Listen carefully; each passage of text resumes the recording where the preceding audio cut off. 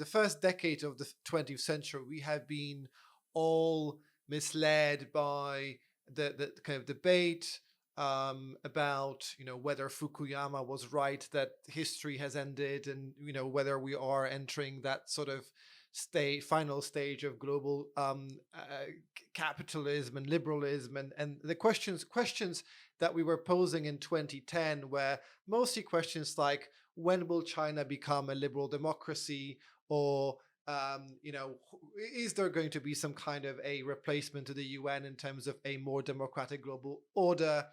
Debates about cosmopolitanism became extremely on trend. So we talked about people wanting to be citizens of the world as opposed to citizens of the nation, and so on. And I remember back then, so this was more or less when I started my PhD, I was very skeptical of that trend because firstly, it was simply not true on the ground.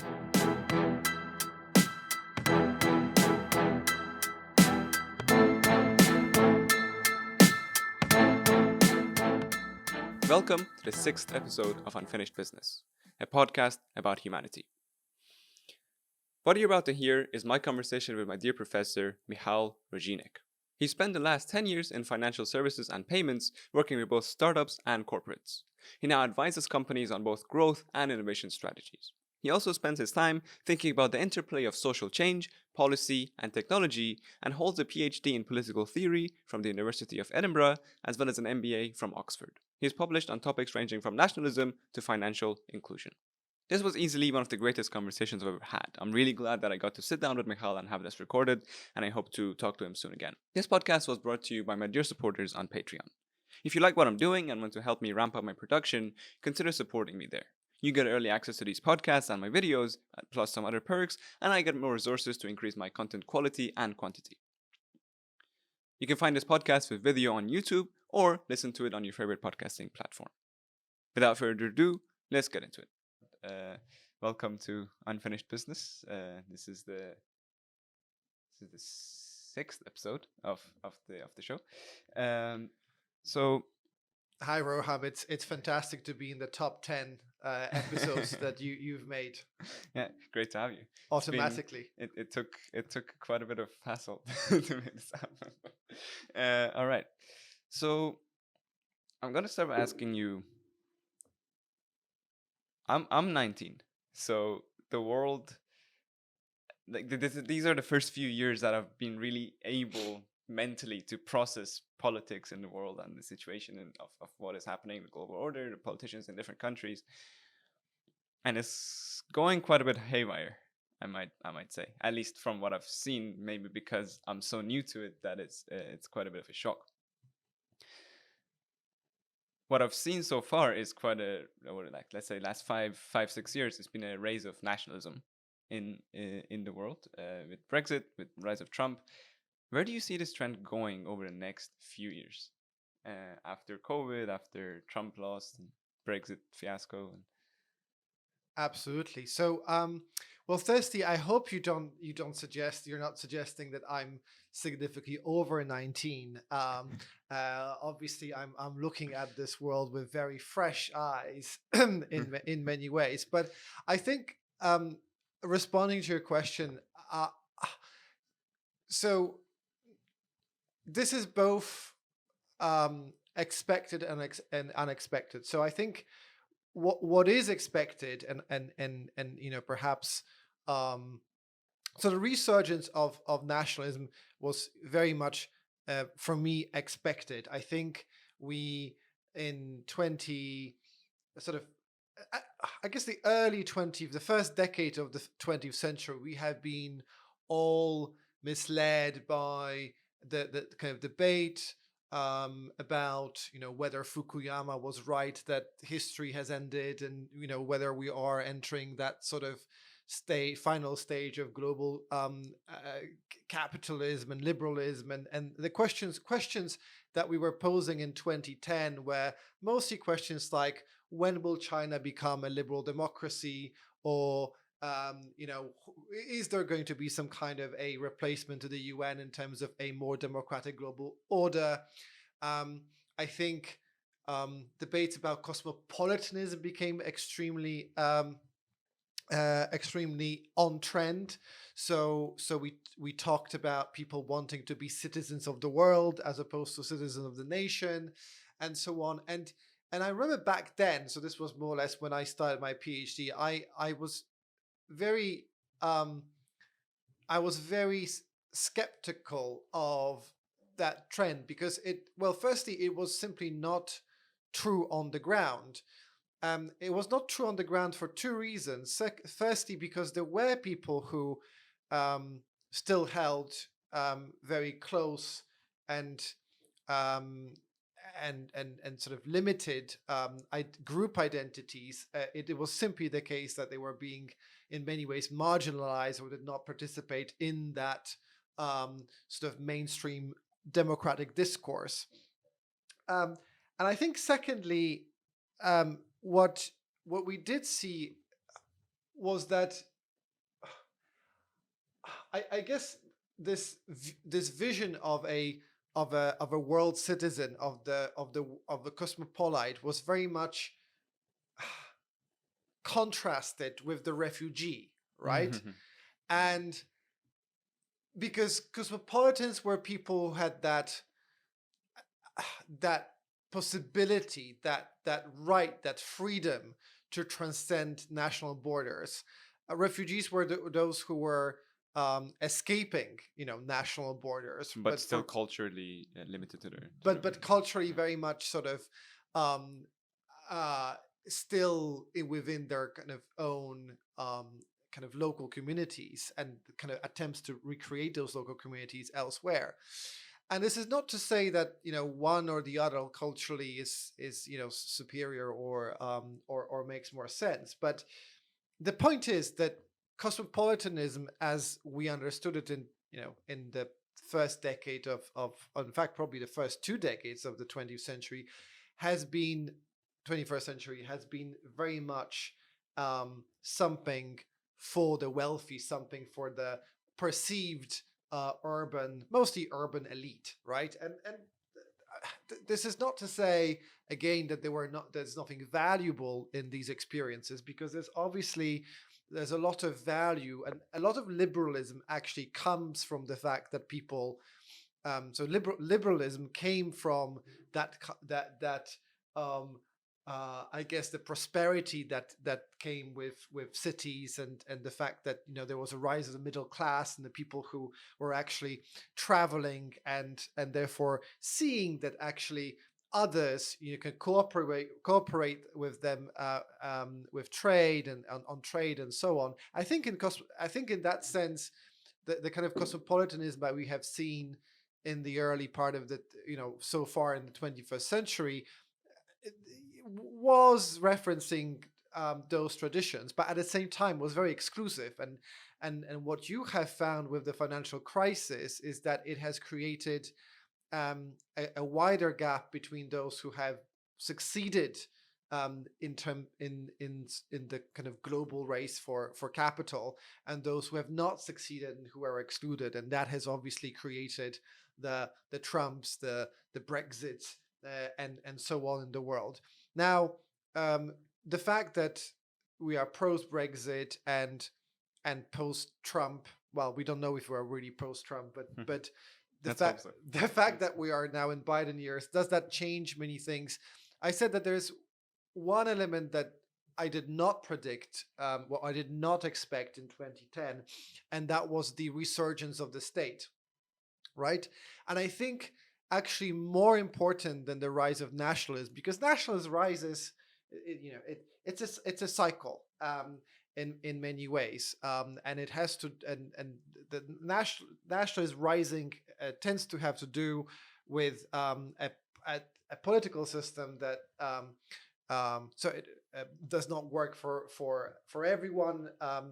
Nationalism usually is a response to a need for some kind of redefinition of a public good, or some kind of common cause that that people can get behind, and and therefore justify or legitimize a democratic system. But I think that the more problematic trend is the fact that we're seeing a rampant growth of the state, and the combination of the two, so the combination of nationalism and an increase in the scope and strength of the state, is going to potentially be the explosive combination that will, well, that might lead to conflict. So if I think about the potential of conflict, this is probably not driven by nationalism, it's driven by statism.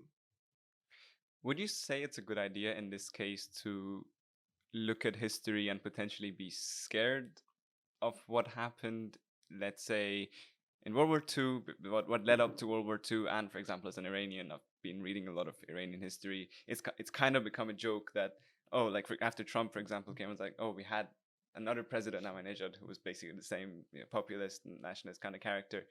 But with the revolution itself, we also had, as you said, people who weren't represented by this rise of cosmopolitanism.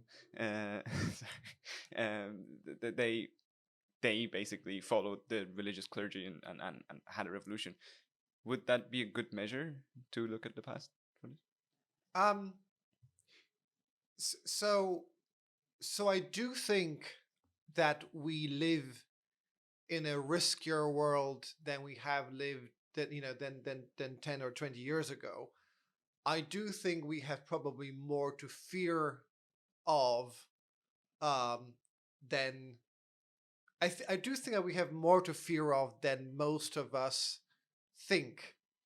And this is again to do with this dominant narrative that has basically been mainstream for the last 40 years at the very least, which is that some sort of a liberal peace has we have entered some kind of era of a liberal peace, end of history, holding hands and so on.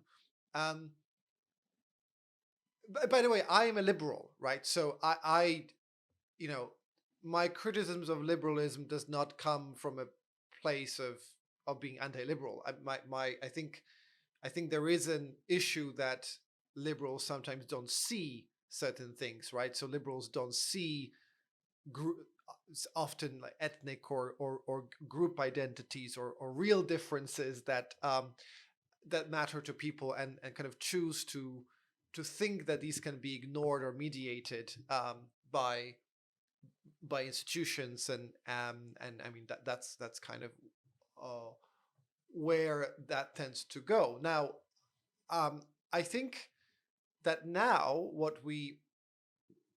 on one hand, it is a riskier and more fearful situation than has been 20 years ago.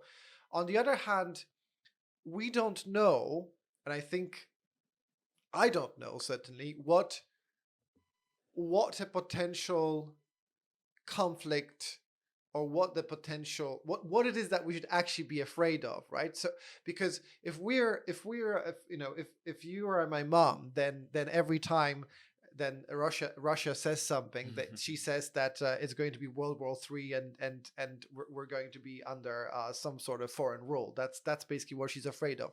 Is this what we should be afraid of? Probably no. I mean, if you look at how the general trend is that around the world, countries have been changing their militaries in a way that makes them much easier to threaten, cause damage, and intervene, cause also civil unrest, globally. So this is through cyber warfare, primarily. But actually, troops on the ground and occupation, right, is very much not the type of threats that we tend to, at least globally, that seem to be increasing. What's going to define the sort of the next battleground is going to be the conflict between the US and China, right? And specifically that conflict now seems to be taking the form of a technology race. And it's a technology race around the ownership of the IP, the platforms, and so on that will be collecting information, allowing social control, allowing infrastructure control, allowing innovation, powering basically that is the next space race, right? That is basically it is around technology and IP. Is does that mean that, for instance, alternative threats such as terrorism could cyber terrorism and cyber warfare could be more on the map, probably, right? So that's probably one thing that we'll be afraid of. But I have another hypothesis, and this is that actually, instead of a big conflict, what we might be seeing is an ideological battle, and not an ideological battle that will happen, between minds, but I guess if you create sufficient distrust in in what's called the West, although it's a horrible way of calling anything, but if you look at Western liberal democracies, and if you can cause sufficient distrust in public institutions, and if you can cause sufficient ownership of, or at least concern around ownership and privacy around data, if you create a society, which I think COVID is helping to many extent, in which individuals are happy to outsource their personal risk to the state and simply say, track me, right? Let's have an app for this, and let's get a COVID vaccine passport and this and that and so on. Actually, I accept a level of intrusion, of tracking, of interference in my life because of the benefits, which are security, welfare, things like that. Then the question is whether at some point that creates some kind of a convergence between the sort of the Chinese model and the and the liberal democratic model, where actually the only way you can defend our liberal democratic rights and freedoms is through creating some kind of a super state, right? That kind of tracks us and keeps us safe. And that would, of course, be a situation in which actually the conflict between China and the West is resolved, in a sense, through some kind of a convergence, where actually these systems stop being really opposing each other, right? And then maybe some systems start buying Chinese technology, right? Because that's the point. I think what China is interested in is not to occupy Spain or occupy Germany, but would they want to own every AI system in a Spanish school? Of course they would, right? So I think this is the type of control that we will be fighting for. It's going to be ownership of our data, our lives, and our communities in the end. That's interesting, because in the summer I made a video, and that was basically on the same topic of this. I literally called it the new Iron Curtains, which was, it was on the same worry, but my take was that it would actually lead to China already has its own firewall, but then expanding this firewall. Actually, 2 days ago, they signed a contract with Iran, a 25-year contract, which includes creating a great firewall for Iran. And each citizen, based on their career, their age, and their political and religious stance, gets access to certain websites. So no one has access to Google. You have to get a pass, basically, based on your ID. Anyway, I saw it as the West going its own way, having its own sphere of internet and sphere of influence over the technology world, and then the East having its own, or I guess the China-driven East. But No, I mean, I don't think that that's necessarily wrong. And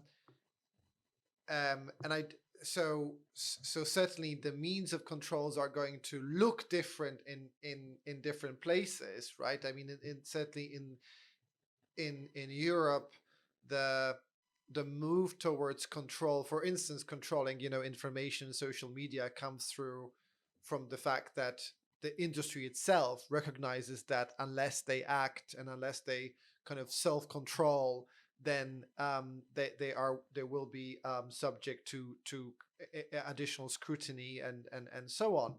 Um, but I do think that there might be a um, there might be a mental leap from at some point from if if the state if the role of the state is protect us from harm, right? um, that leap can actually take a leap that also goes online. And I think I don't think you're going to see a Chinese model in sort of online in Europe or the US. I don't think you're going to see that, but you're going to see some other form of protection and regulation of what's happening online. My point is that um, there's going to be a fight over who owns what, because I mean, even today, so if you look at Chinese, so if you look at foreign investment in Germany, for instance, over the last 10 years, something like 35% of all of the foreign investment in Germany has come from China. When you look at how that investment is spread, right, by different types of assets, then you look at technology, so high-tech companies with IP, so university spin-outs and things like that. And then you look at infrastructure. China has over half of all the foreign investment in German infrastructure and sort of high tech sector, right? So, and it's very similar to the UK. And regulating this has been um, the topic of discussion for many governments in the EU, particularly during Trump's administration, because it was the first administration that actually started pushing its European allies to stop the flow of Chinese money from buying European companies.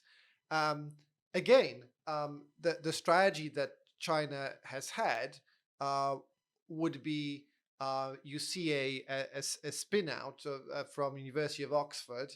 Um, the company cost 2 million pounds. It comes with IP. A Chinese company buys that.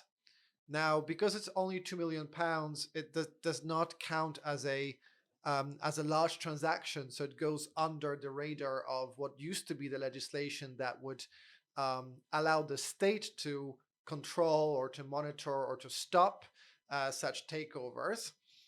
And then what do they do? Well, they take the IP, so they copy it and put it in the ecosystem in wherever the organization is in China, and they also keep the European company, and they self-serve, they grow it, they self-services, and they integrate that technology into some other technology that someone will be using in Europe.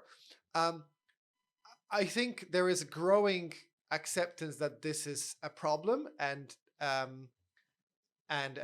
there's a more willingness by European governments to try to stop this. But we are also at a stage where I mean, China has superior capabilities when it comes to implementing all the use cases for AI, for instance, right? So if you want to create effective systems for instance, mass education that's fully sort of automated and AI driven, I mean, there's nothing in Europe that can in any way compete with the China's experiment, which I think has introduced fully AI sort of sort of 100% AI tuition to something like 2,000 schools or around that number. At least that was last year.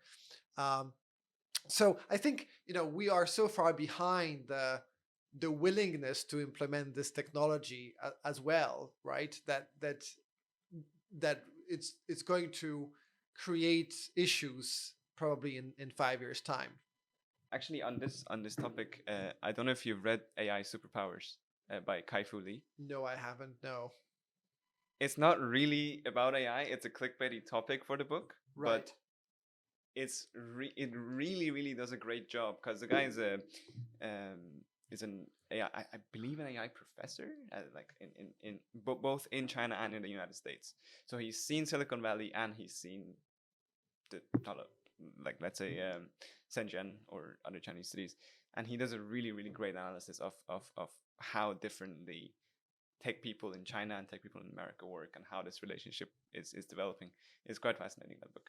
Well, the main point about AI, China and here, is simply, you can create various systems, but the effectiveness of AI depends on the volume and breadth of data, right, that you can collect. Otherwise, whatever you're doing is more or less useless. Well, not useless, but just not going to be as good. And obviously, we're always going to have the limitation in Europe and the US that certain things, are more problematic to track. There are more permissions. I mean, a silly thing. Like, I mean, it's not really a silly thing, but again, I was recently writing an article about education, and there's a company, I think it's called Squirrel AI, that is basically a intelligent tutoring company. It started with maths tuition, and they basically run this sort of AI tutor across China in thousands of schools. I think they have less than 100 right in the US, because they have cooperation with one of the US universities. But for them to pilot this in a US school, they basically need to have a permission of every school, and potentially maybe even every child, to take part in the experiment, right? That's taking, but they don't need to do this in China. So the amount of data that they're getting from China is just much higher, right? I mean, and that does mean that this create more opportunities, right, for AI in China. Now, I'm not saying that we should. In fact, I'm more fearful than anything of attempts to implement this. I mean, what was it? I think it was yesterday, or that I read on British news that an Amazon delivery driver quit his job because basically they've implemented as a kind of a program which basically automatically detects when he yawns, right? And this was meant to be for this is the point, right? So this is meant to be for safety, right? So it's not even, it's not even an evil. The intention is not evil, because there are some evil intentions. So there are programs that track your effectiveness. They look at how long it takes you to do a certain task, or things like this. But this is not even that. I think he was happier having his route tracked, because that was an efficiency play. And technically you would think that from a freedom perspective, personal freedom perspective, having your route tracked is slightly more intrusive, because, well, let's say that you want to take a break or take a long route and to an address and get a coffee on the way, right? I mean, it's not really the behavior that should be encouraged at work, but you can do it with that route trapping act.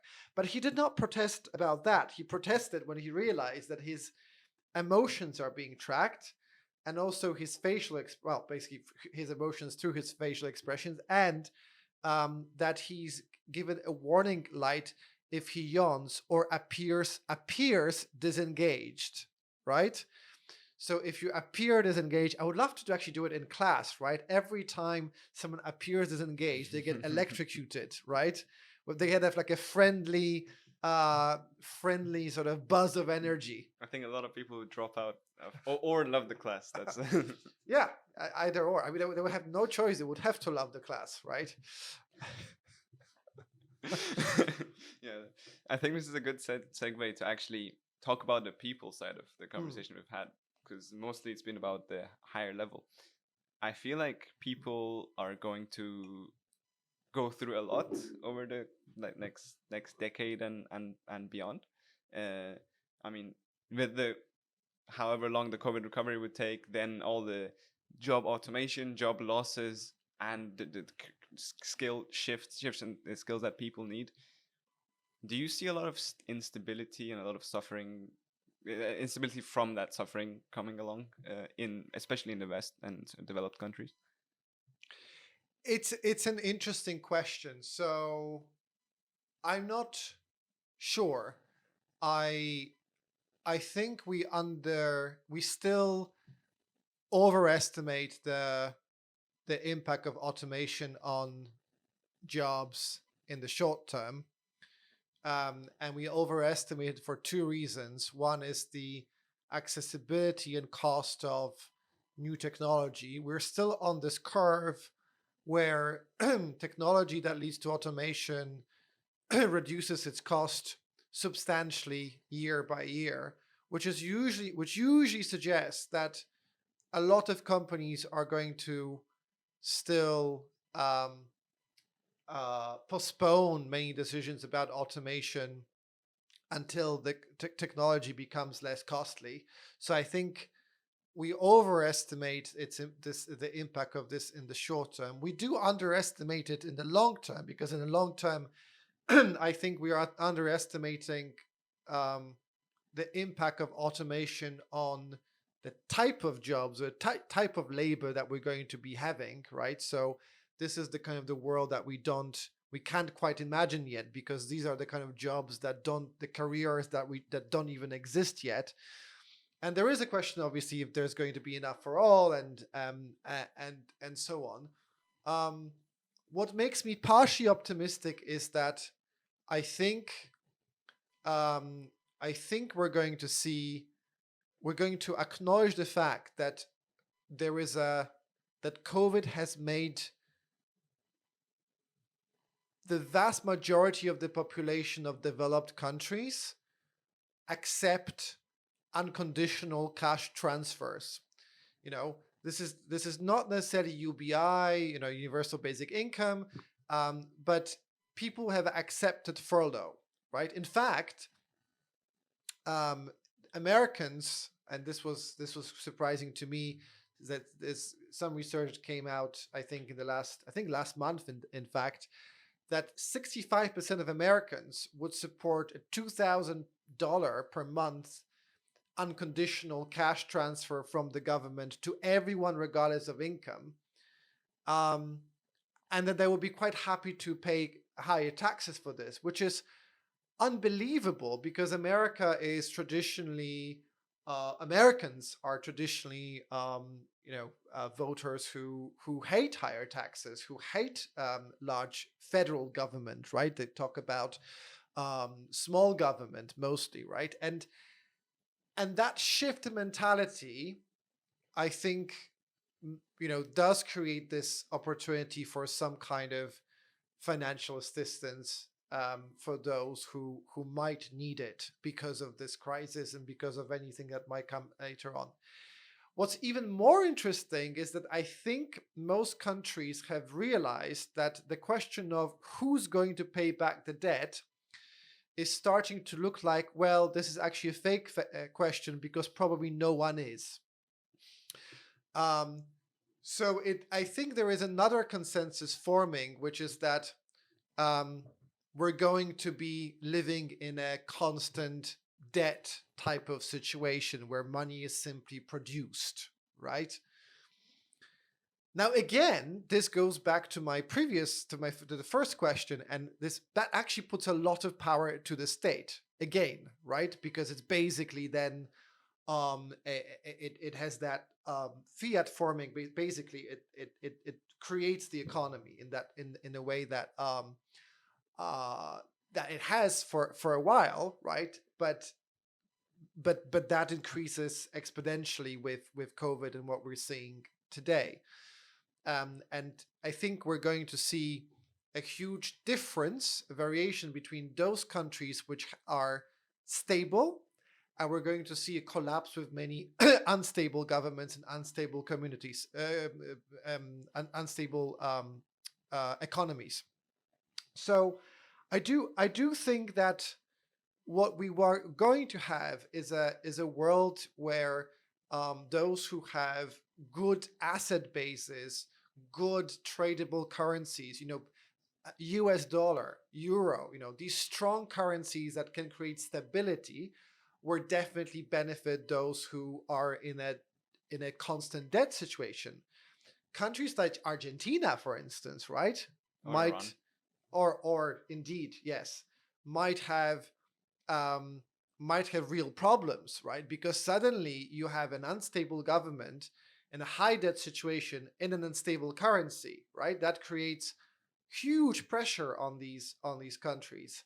What does it mean? Well, it can mean that these countries were going to seek help from large international allies. So you might see another world of polarization with some people opting in to be in the sort of US or EU type of friendship, and others who will look to China to guarantee their sort of stability and security. So I think that that's another interesting take.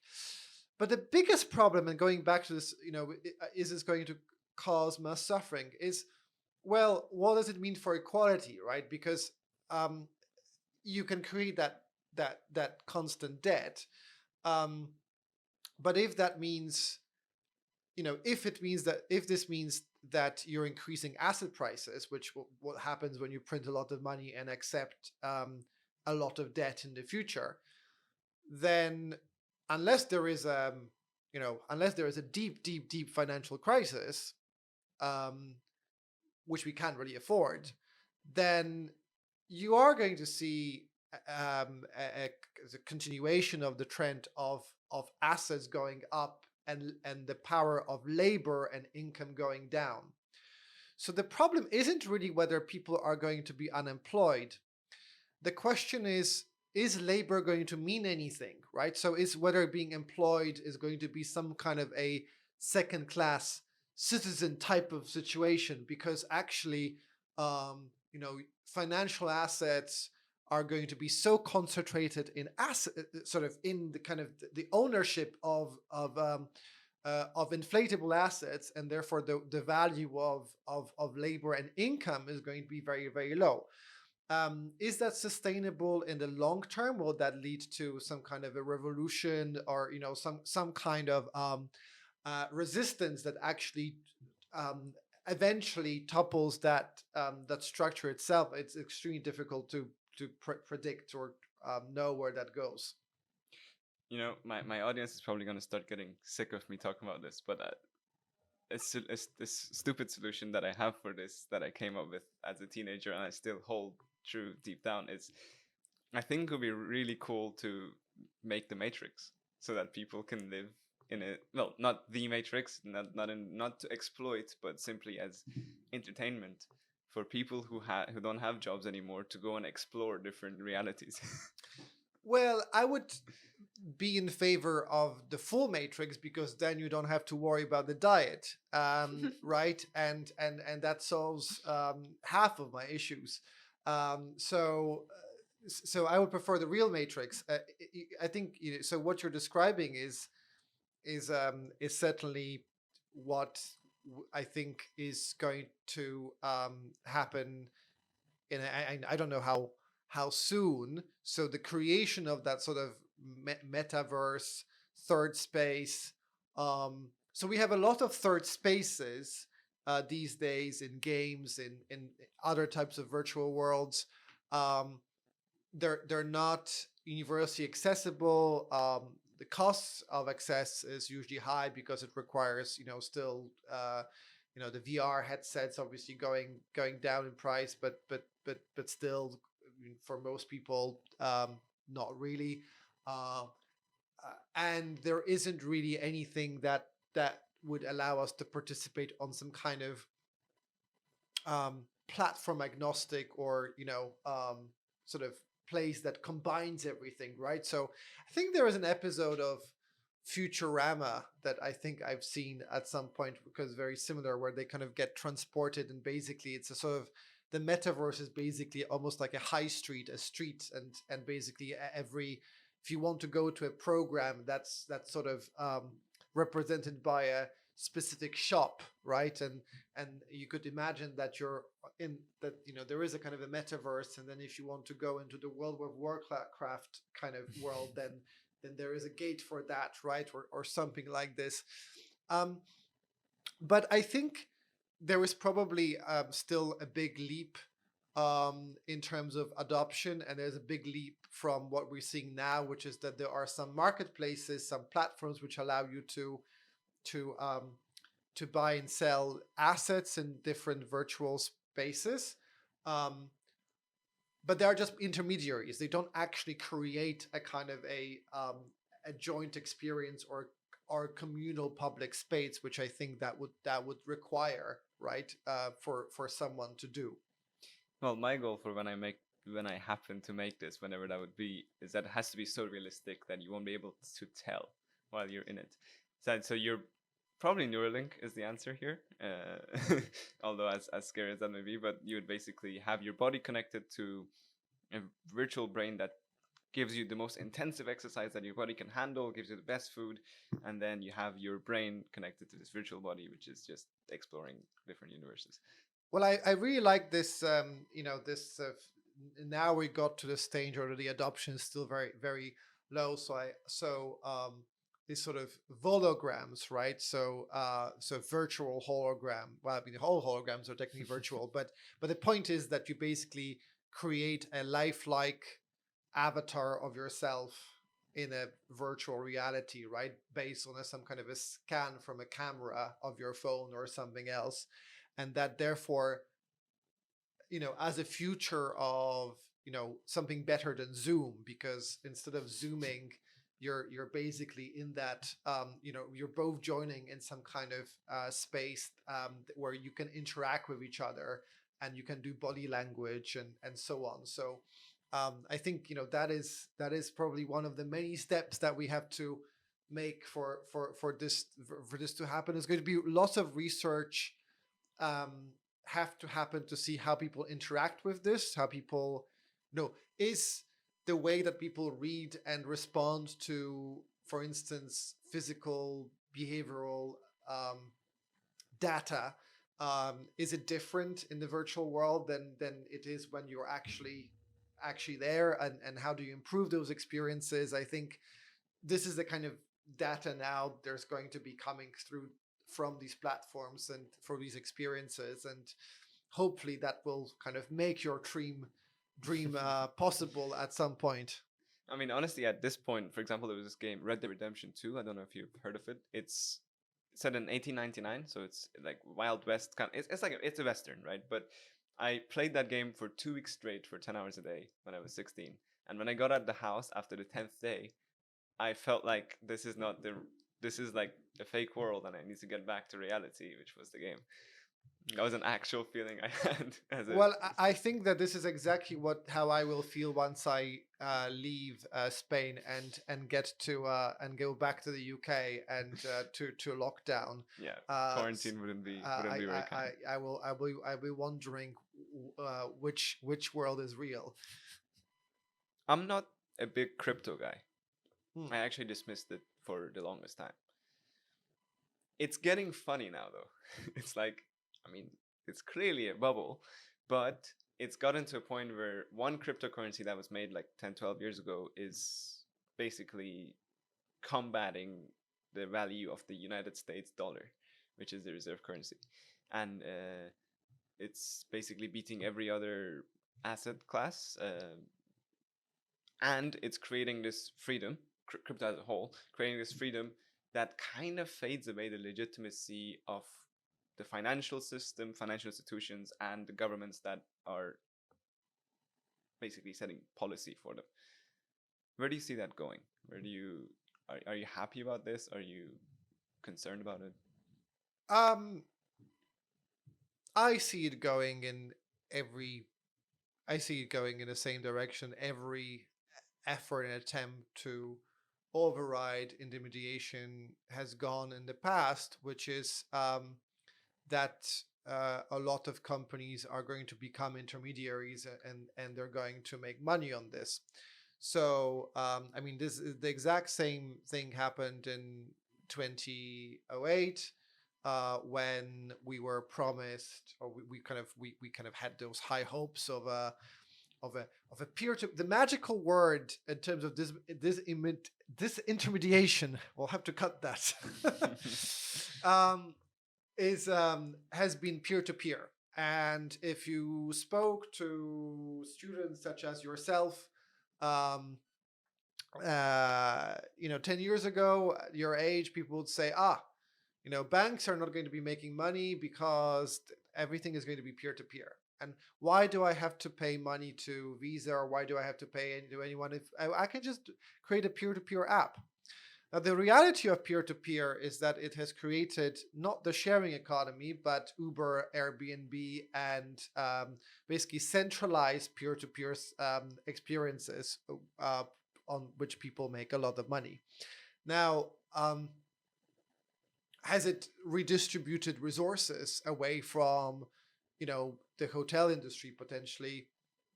Partially, although it did make travel industry in general grow, because people were suddenly taking different types of breaks and holidays. So working remotely from a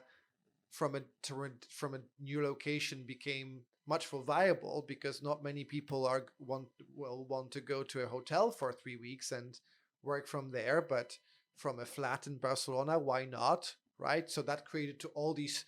I think Airbnb very much in that sense has been responsible for these structural changes in many local economies, and obviously there's a lot of backlash against that in places like Barcelona or Berlin, or indeed Edinburgh, where I live day to day. Why do I see crypto going the same way? Well, so I think so. The bubble and the asset aside, because I can say a few words about that later.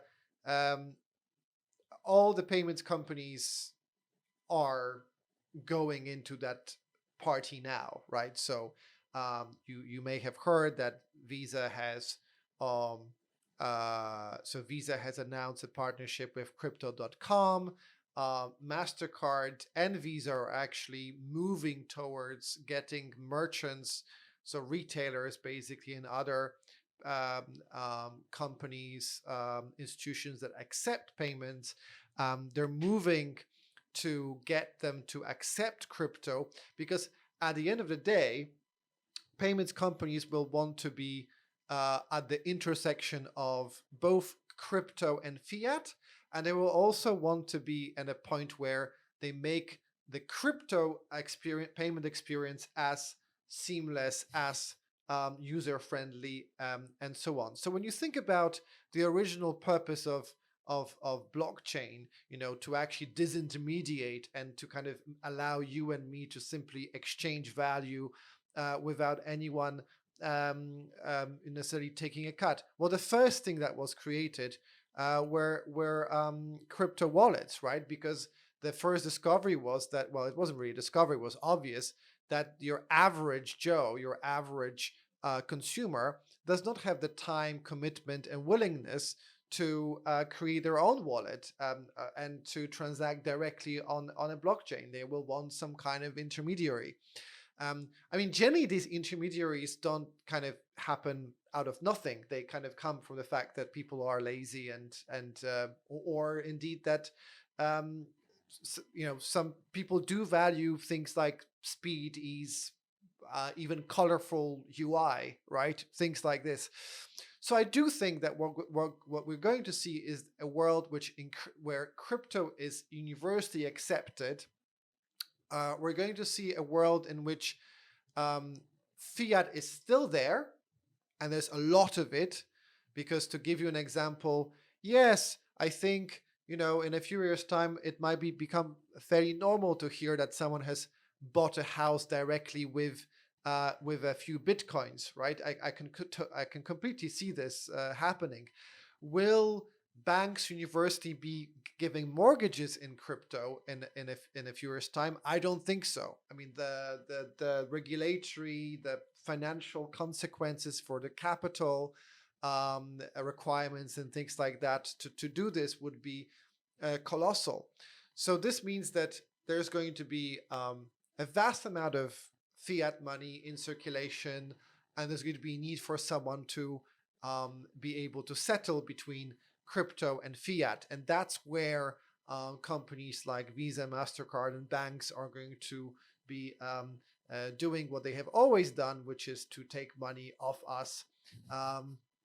And who knows, maybe that will even increase their profits because it's a different type of intermediation, and perhaps there are different types of risks, right? So I think we are heading to a world where it's going to be a hybrid world, and these companies are going to actually drive the adoption of crypto rather than necessarily compete with it. Last point on asset prices, and your original look at the so things can be a bubble. It doesn't mean that they are wrong, right? So there was a dot-com bubble. It did not mean that technology stocks or the internet was not a thing, right? So there was a clear technology bubble, and asset price inflation. I think it's very difficult to call a bubble until it goes away. And we don't. I suspect NFTs are another bubble, but how much I can't tell that either. What I can say to people is that it's still, in my view, the case that if you think about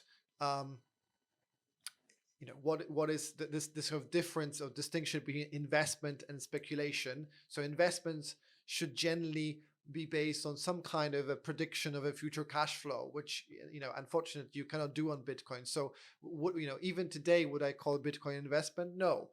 Do I think it's going to increase in value? Probably yes, right? Would I put a lot of money in it? Again, probably no. So this is more on the asset price, but again, it depends on your risk profile, on what you want to achieve.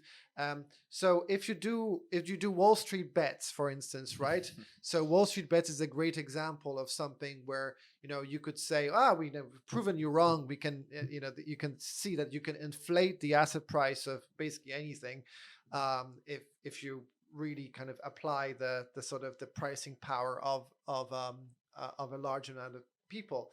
Sure, you can do this, but you have to remember who are the people of Wall Street bets, right? So the people who use Wall Street bets would specifically brag about making trades where they were gambling and often losing their entire financial wealth. So there was a trend on Wall Street bets where people actually would share when they've lost all their money. Mm-hmm. And this was a kind of a bragging point because it was very much in line with what they were trying to do. So again, a lot of money made money on GameStop, right? And there are even asset managers who invested in GameStop and so on. Does it make an investment? No. Can you make money on speculation? Of course you can, right? So as you can do with many other things. Well, the financial sense aside, it's a bit poetically beautiful because it's like a gang of people.